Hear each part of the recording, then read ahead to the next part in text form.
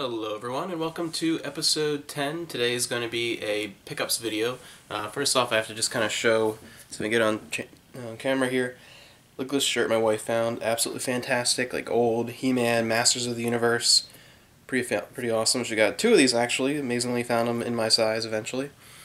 For those of you who don't know, if you're not familiar with these types of videos, a pickups video, which is the term that gaming channels use, I think a haul is what like makeup channels use, like beauty channels, and it's pretty much just showing a lot of stuff you've added to your collection over the past few months, or over the past maybe a couple times a year I'll do this, and not showing like everything you got, but the things that have a good story behind them or really great deals that you got, sort of just sharing the experience with others who also are collectors. And it can be interesting because you find things that you're like, wow, I never knew that existed, or just amazed, how did he get that great deal? And it's a great type of response video too, so if any of you have any sort of like great stories about amazing deals you found, something for 10 cents at a yard sale that costs $100 or something, some crazy story, go ahead and answer below, tell me that story, and make a response video.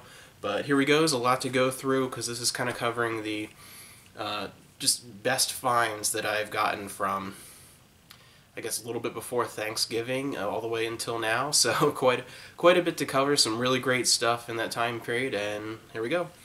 Let's start with one of the best deals I've ever found on Amazon. So far they've been a lot of PC Engine games. If you're not familiar with that, check out, look up the TurboGrafx 16 or PC Engine, and you'll get a lot of information on that. I'll do a talk about that later. But it's one of those systems where a lot of the Japan-only CD games, which are region-free by the way, can be found really cheap on eBay in really good condition if you're very patient and you take the time to look and know how to not pay full price, just really get a really good deal. I was able to get Babel for the PC Engine, Super CD, pretty cheap. The best deal that I got though was a 4-pack deal from a seller where I was able to get here Cosmic Fantasy 1, Cosmic Fantasy 2, and Cosmic Fantasy 4 Part 2. So I have 3 out of the 5 games in that series, and also a Capcom World quiz game. And normally, the Capcom World game goes for under $10 very easily, but the Cosmic Fantasy games, especially 4 Part 2, can go anywhere from $15 to $20 a piece, and I was able to get all 4 of these plus shipping for, I think, a little bit less than $25, if I remember correctly. It's been a little while, but I think it was like $24 something, including shipping. So it was almost buy one get 3 free, and that's just sort of one of the best examples of, if you're patient and look around, you don't need to pay full price like at all, even close. You can really get some great deals. It just takes a long time. You're going to lose like 99% of the bids that you put up, but that one you win is worth the time and effort. Another great find was Final Fantasy VII Crisis Core, which by itself is not an amazing find, but I was able to find, can't quite see a lot of the silvery shimmer, there we go, for this version, this silver almost black and white version versus the regular, and I actually was able to pick this up because it was mislabeled as being the exact same price as this. They had 3 copies, 2 regular and 1 special edition that were all had the same label. I think it was like $6.50 or $7, about $7 that I got it for. And that's incredible because this, which it has absolutely no additional features, the back is the same, the manual is the same, it's exactly the same game, but the reason why it has this cover, which to me alone, just the cover is worth getting another copy because it's beautiful. Like, it's kind of hard to see on camera, but I love it. It's gorgeous, and it fits it. This was only available as a special edition and bundled with a special, special edition PSP, or with a special pack with had like a Shinra like baggie and things like that with it. So it's really, really hard to find, even though there's no additional features. And it's one of those things where it took me almost an hour of searching just out of curiosity to find copies that were for sale of this edition between Amazon and eBay. And if you can't find anything within like 5 minutes, it's kind of rare. So this is a really hard find, worth 2 to 3 times what the regular edition goes for, and I was able to get it for the same price, so pretty good find. Nothing like incredible, but to me, absolutely love it. I love this game, one of my favorite PSP games, so that was a really good deal. Another thing, I've been kind of stocking up on Dreamcast games a little bit, and I did get some others, but sort of for me, the two best finds were Makken X, which is 100% complete manual and everything, and a little bit of glare. I have most of my Dreamcast games, I have plastic protectors on them for the majority of Dreamcast games. Yeah, I love my Dreamcast, and if it comes with this, definitely keep it on it forever. This is a fantastic game. It's a great first-person action game. It's one of the few Atlus games that was done on the Dreamcast, and I think it's the only one that we actually got in North America.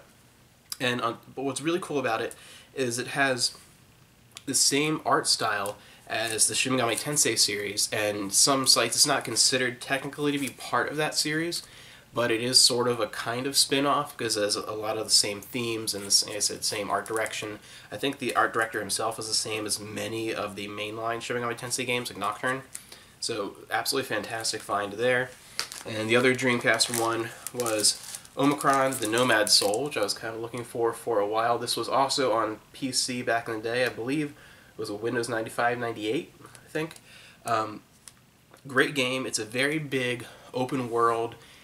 The best way to describe it is Blade Runner mixed with Shenmue, and it's very much paced and feels like Shenmue in a Blade Runner type world with a little more Blade Runner style art to it. Fantastic game, and a lot of the music, including the main theme, is done by David Bowie, which is in itself very interesting. A definite must-buy, for the Dreamcast if you have one. One of the best games on the system. Speaking of Sega, the thing that is the most exciting thing I've gotten in easily the last year, nothing exceptionally rare, but just something I've never had, was I got this year a Sega Saturn. Got that from my mom for Christmas. It was a sort of Sega Christmas. My little brother got a Dreamcast, and I got a Sega Saturn. It was kind of funny because as sort of like a hint, she bought him the system, and I bought my brother some games, and he opened a present for me in Sonic Adventure, and he's like, oh, and they still had a big box, and you could see the light go on his head, like, oh my gosh, I got a Dreamcast. And my mom had mixed up the packages, so he opens it up, and he opened up my Sega Saturn, and he's like holding, Sonic Adventure, and he goes, oh, a Sega Saturn? He's like trying to be like, yay, but like I'm confused, and I don't know, it was just funny at the time. But the reason I have the box held up here is because I actually got mine complete in box, which is absolutely fantastic, and it's not a launch Saturn, but it has to be sort of like a next shipment. Like, I'm pretty sure it's a 96, and it's just absolutely amazing that it's complete in box, and I'm pretty sure it was never used, because not only to have like all the manuals and everything, but everything was wrapped with like the little twisty ties, on the controller cord, and like plastic on everything, and nothing. There wasn't a battery in the Saturn, for the memory. I mean, nothing. I'm 100% certain that this was never played. So I basically got a brand new Saturn that just had an open box, which is fantastic. Definitely holding on to this. And the reason why it's really exciting for me is I love Sega. Sega Saturn is one of my favorite systems now. Sega Dreamcast is always one of my favorites. Sega Genesis was the second system I ever owned.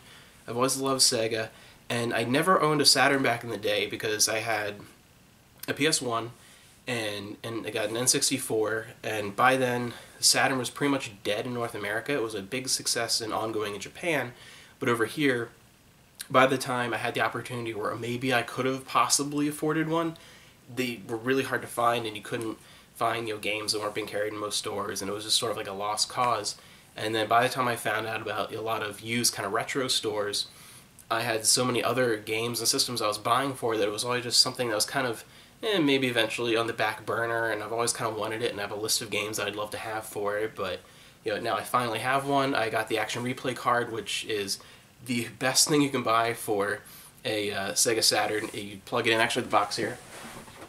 The actual thing is sticking out of my Saturn, but here's a picture of what it looks like. This, the cartridge you stick in the back of the cartridge slot in front of the CD drive, and it has a bunch of cheat codes on it, which I haven't used any at all yet. But it's the main things are it is a RAM booster. It expands the RAM, which is fantastic. It is, I think, 10 times or even more than that more memory on this for like as a memory card than what's on the Saturn itself. It's just absolutely fantastic, and the best thing is it makes it completely region free, so you can play games from all over the world with a handful of exceptions, but that's in like single digits, so not a big deal.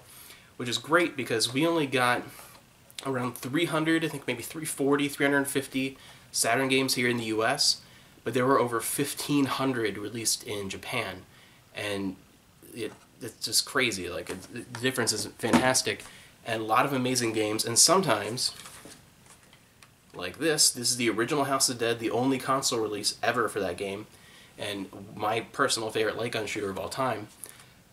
It's completely in English, even though this is the Japanese version. You'll see most English, release games come in these big hard case boxes, and then Japanese ones tend to come in the little jewel cases. And this is completely in English because it's just the regular arcade edition that you'd find in the arcades. It has a little bit of, mostly hiragana, katakana, not much kanji. It's very low reading level, which is interesting in itself. On the side, like subtitles for the Japanese audience. So it's completely the same as the North American release of this game. And I got the Japanese version because the Saturn did very poorly in the US, did really, really well in Japan. So this exact same game, a North American copy, is $100 or more to try and find. This is brand new for 20 bucks, and that $100 or more is for a used copy. So 20 bucks for brand new, completely in English, like exactly the same game. Importing is great for a lot of Saturn stuff. So I've kind of been trying to build up my Sega Saturn collection, since I finally got one. Nights into Dreams, so far, probably my second favorite game I've played on the system. Fantastic. This is actually the only Sega game, especially platformer, that Miyamoto has outright said he wished he thought of first, which is fantastic. Wachenroder, which I did a little bit of a pickups video on this, talking about how I got it brand new, sealed for the price of used, which is great. And then I picked up some North American games. Mystaria, which is also known as Ringlord Saga. It has a different print for certain regions. Decent strategy RPG.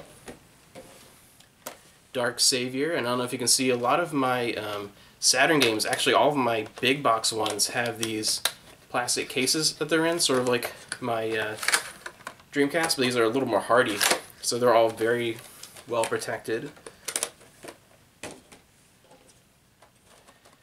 D, and no, it has nothing to do with Vampire Hunter D, very completely different thing.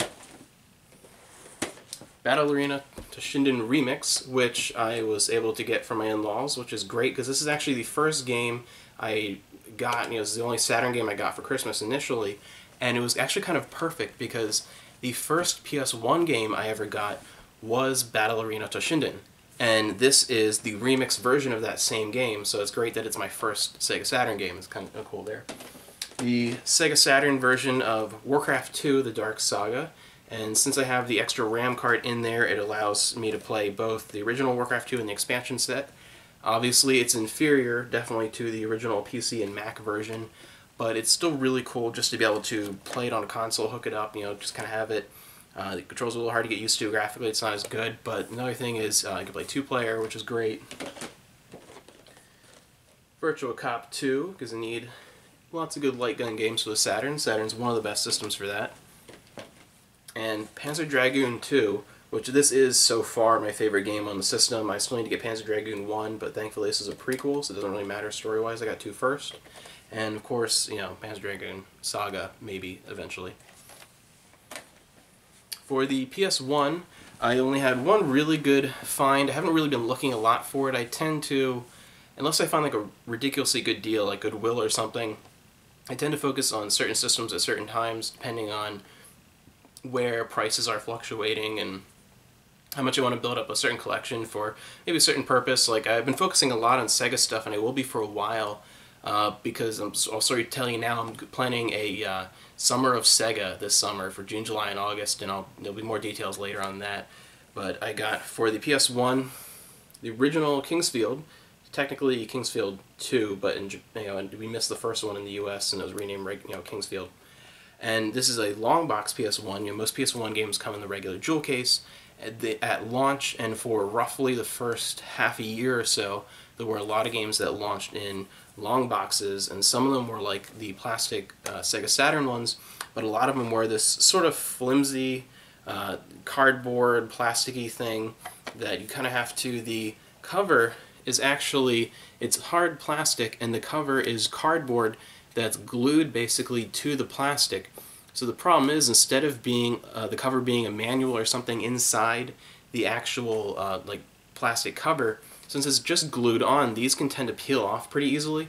So they're hard to collect for because it's hard to find them in good condition like this, and you have to kind of know how to care for them, know what types of glue to use. You don't want to just super glue the thing together, but just to keep it nice and fresh. And I'll eventually have a case for this, just because this is for me, this is my most treasured long box game. It's not the most expensive one. I actually got it pretty cheap, but definitely an amazing experience. And the first game in that series that I had played originally, and stupidly sold this many years ago as a dumb teenager. But I was able to get it again for dirt cheap. For the PS2, I got a few games because, as you can see behind me, I'm always getting PS2 games, by the dozens. But the one most interesting find, which is actually a really terrible game that I never knew existed, Ants Extreme Racing. I found this at Goodwill, a very good place to find games. Most times you're not going to find anything, or they're completely scratched to hell, or it's not even the right game in the case if there is one in there. But occasionally you find something, because it's complete in box. It was, the disc is absolutely perfect condition. It's a blue back, which, if you don't know, the PS2, if it is a blue back, which a lot of launch games had, and typically it went out of fashion in less than a year, they were CD-based versus the regular sort of silverback was DVD-based games. And many of the blueback ones were either launch titles or they had started as PS1 games that were then changed to being PS2 games after the system was released. And this was an interesting find because this is a type of thing that I would love to get together and film me playing with some friends, because it's so bad it's good. It has a bunch of different racing modes, like original, little go-kart Mario Kart type style things, and then racing on foot, riding on the back of bugs, riding on a leaf, and doing all these different racing forms. So it's interesting that it has variation, which is good, but they're all equally terrible. Definitely going to be a fun multiplayer thing. Played it with my wife for a little bit until she got annoyed and said, I'm done with this, I can't take it. And she left, but just sort of like a fun torture game in a way. And it's an interesting story behind it, because typically when a game is released for a movie, especially a very quickly made, low budget, terrible game, it's launched right with the movie, because the only people who are going to buy it are during that time of excitement for the film, and I'm going to buy the game, and then it just kind of goes away. But this was released 4 years after the movie, and oddly enough, it was released 4 years after a not-so-successful movie, because Ants died compared to Disney Pixar's A Bug's Life, even though, if you haven't seen it, Ants is honestly far superior to A Bug's Life. It is much better. Better written, better acted, animation is at least on par. It's a much better movie. But this game, like 4 years later, they released a game on a not-so-financially successful movie. It's unbelievable. This shouldn't exist. It's very, very odd. And the fact that it was released in 2002 on CD format for the PlayStation 2, I mean, it looks like a PS1 game. It plays like a bad PS1 game, and it's terrible. But for like $1 or $2, I'm actually really happy I ended up picking it up. I was uncertain, but it's going to be a great sort of like tease your friends kind of game. Next thing, another Goodwill find that my wife and I found, and she actually saw them first, I think, is we found a bunch of Farscape figures. If you're a fan of Farscape, it's one of the best sci-fi shows ever created. And we actually were able to pick up, for just a couple bucks a piece, complete brand new, 4 out of 5 figures from the Series 1 action figures. So it's almost a complete set just from Goodwill. And they had little stickers, which sadly is from, they had KB Toys stickers, and you could tell they're from the actual like original retail store. It hasn't existed for years around here. I don't think they're around, if they're around anymore anywhere. But just awesome. Almost a complete set of Farscape. And it's funny because The only character we're missing is the one we don't care that much about. All our favorite, characters are there. So absolutely fantastic. I mean, this is my wife's favorite character. And this is mine.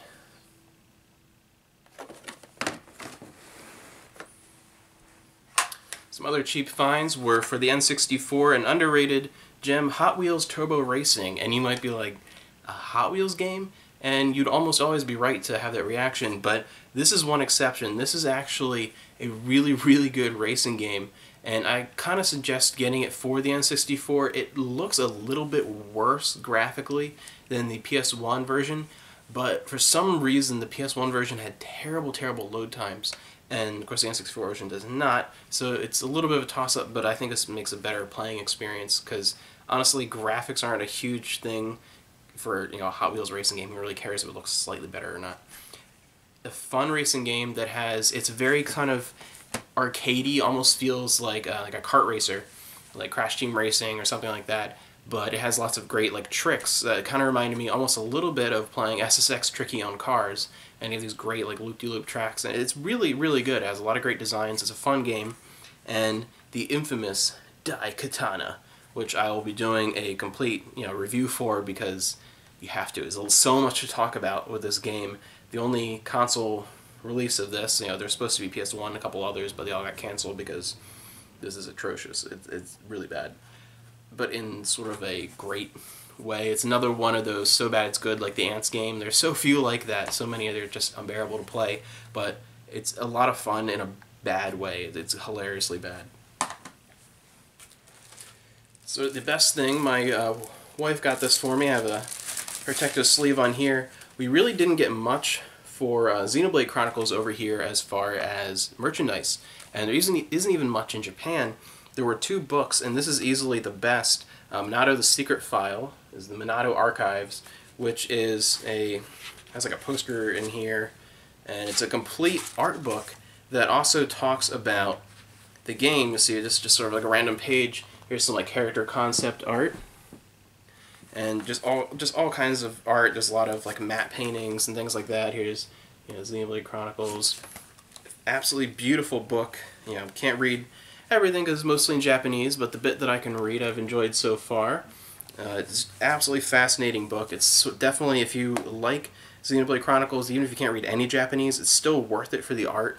And there are tiny little bits in English, such as mostly titles, like Mechanic Design Works, and it goes all into the initial designs. It's just absolutely beautiful. It's a pretty thick book for just art with a few descriptions, but it's just beautiful. To me, this is the prettiest game ever created, and to have a book full of the art is fantastic. And seeing all the different versions, seeing differences between how a character is originally supposed to look versus the final version, this is an absolutely beautiful book. See if you can find it. Fantastic. The last thing I wanted to talk about was my Black Friday pickup. And I normally don't do Black Friday. I can't stand it. I avoid the malls, and I did avoid the mall for this one. I almost never go out. I did it one time years ago, and it was not worth it. And saved $10 on something and spent 3 hours getting it when you could have done it in an hour on a normal day. No. But the local sort of chain of family-owned used game stores, there's lots of great retro things, had a fantastic sale going on, and on top of it, a lot of the games I was looking for were already on sort of a permanent sale, like buy one get one 50% off, because they have just an overflow of stock for them. Plus, you had the Black Friday sale, so it was absolutely worth going out and just seeing what I could find. And it was funny because I was one of the first people at the first store, because I went to a couple of them. And you could tell the people that were just kind of going around, and you had all the moms with just a list, and you had people just kind of mulling around, and then you had collectors like me, and you could almost hear it was like a chorus of looking around, pull it off the shelf, and you hear,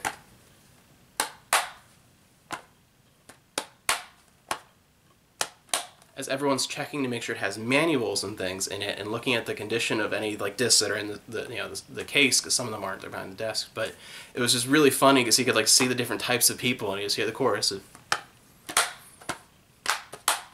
it was I don't know, to me it was just very humorous at the time. You could like tell, and I was sort of like eyeing up certain people as we were looking in like the same section. We're like, I better find this before you. I'm gonna get it, and kind of like fighting them, and yeah.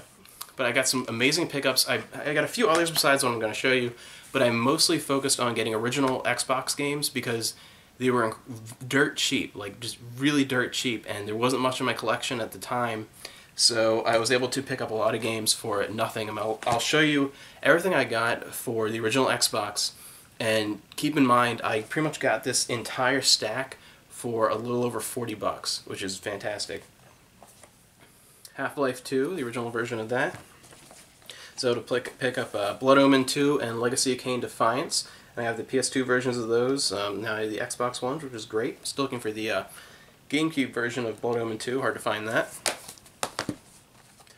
Elder Scrolls 3 Morrowind, and thankfully, you know, I couldn't find the Game of the Year edition, but I thankfully was able to find this one because I can't stand the Platinum Hits one. When you have like a bestseller, there's different titles for it, like Nintendo Select or whatever, depending on the system. For the original Xbox, it was a Platinum, and they would change the green color to a sort of very, almost like a platinum. It's more of a silver than a platinum, really, but the color, and they completely changed the cover. And for me personally, I really like the way Morrowind looks here, and I love the browns and yellows and sort of the gold trim. To me, I prefer this look. I like this color shading. It looks just, I don't know, more like an old book. Like, I like it, so I'm so happy I was able to find that version. I really know nothing about New Legends except for that it's supposed to be terrible, but it's one of those odd things where the reviews, professional reviews, are really bad, but the personal reviews, if you go somewhere like Amazon, are very mixed. And there's some people that it's kind of, it seems like one of those games where you feel like it's supposed to be something that it's not, and if you're playing it incorrectly, you're going to have a bad time. It's just not going to work. If you play it like an action game, it's going to suck, but it's more of an action RPG, and you have to play it more like that. So it seemed kind of interesting. It's something I'm curious to check out. Talking about Sega, Panzer Dragoon Orta, which was going to be a Dreamcast game, ended up on the original Xbox. Talk about that sometime. I'm expanding my Tomb Raider collection, and I was able to get Tomb Raider Legend on the original Xbox, so now I have all 3 Gen 6 console versions of that. Shenmue 2, which, interestingly enough, the original Xbox version includes Shenmue the movie, which is not actually a movie. It's more in case you never owned a Dreamcast and you just bought an Xbox and you never played the first Shenmue. Instead of being an original movie, it's just a bunch of cutscenes from the game tied together to sort of catch you up on the story of Shenmue. Advent Rising, which will be a long video in itself because this thing has an incredible history behind it. If you see that, played win $1 million, they canceled that right when they had a winner. Like the company, they had a $1 million winner and they canceled it, and this was supposed to be a big trilogy, and whole debacle that almost put the company under. And this is sort of, in a way, you can almost consider this to be Mass Effect before Mass Effect. It is very similar as far as the big sci-fi epic, action shooter / RPG, and it was supposed to be a trilogy. Only got the first one, sadly. Beautiful, beautiful music, and the script was written, and the story was co-written, and the script was written by Orson Scott Card. So that's, by it in itself is enough to want to check that out. And then Azuric, Rise of Panthera, which is kind of a bad semi-launch game, but at the same time, I remember playing it back in the day and loving it for what it was. It wasn't what people expected it to be, but it's pretty much a odd Zelda clone. It really is a lot like playing Legend of Zelda. Fantastic game. Beyond Good and Evil, which is one of the best games for that entire generation. I have the PS2 and Xbox version here. Still looking for the GameCube one, which is, for some reason, 10 times harder to find. It's actually considered to be the inferior version, but this is the best version, original Xbox. Dead or Alive 3, my personal favorite in the series as far as the fighting games. Dead or Alive 3 is my favorite. And Dead or Alive Beach Volleyball, which is one of those, why the heck do you own this type of games? But it's actually a lot of fun, and not because of the, boobies. But it's fun. It's a lot of fun. Deus Ex Invisible War, a little bit of sticker residue still left in there I have to get off. Nice shiny cover. And this is a inferior sequel to the original Deus Ex in that they got rid of some of the RPG elements of it and made it a little more action heavy. So it was sort of a, a little more think, a little more bang, but it was still good. It still had a good world. It still had enough of the RPG elements in it to keep it interesting, and a lot of fun. Good shooter. Definitely a good one to pick up, especially because it's always, very cheap. But yeah, so that entire stack of original Xbox games I got for around $40 from that sale. So, normally don't go out, but that was just incredible considering these games back in the day were all launching at $50 a piece. I just got an entire stack. Great. So that was, a big pickups video. That was for a huge amount of time and covered holidays and things like that, so more than usual. But a lot of great deals, and like I said, a lot of those were actually from things like Goodwill, and it's not yard sale season at all, so I didn't even have any yard sale finds. But if you really look around and really just sort of save your pennies, don't, if you see something that you really want to buy, don't get it just because you want it. Have patience and wait. No matter how much you want it, you'll eventually find it for dirt cheap, and you can build a big collection without spending a ton of money. I mean, this is just one set of shelves behind me. This is nowhere near the whole collection, not even all of it's even out. But it doesn't take as much as you think to get something like that. It really doesn't, and if you watch my video game collecting video, you know all about that. But yeah, great stuff. I'm so happy. This is probably the best section of pickups I've had in a long time for just less than half a year. Being able to get this much for great deals, and there's even more I didn't show you. So fantastic. That's my first pickups video ever, really. And I'll be doing one every few months. It really depends on how much I get. There'll be periods of time where I might find some stuff, but no real great deals. I kind of want to wait and only show things that are fantastic things I want to talk about. But every few months I'll post one, and let me know below, like I said, if there's anything interesting that you have found, any great deals, and I'll see you in the next episode.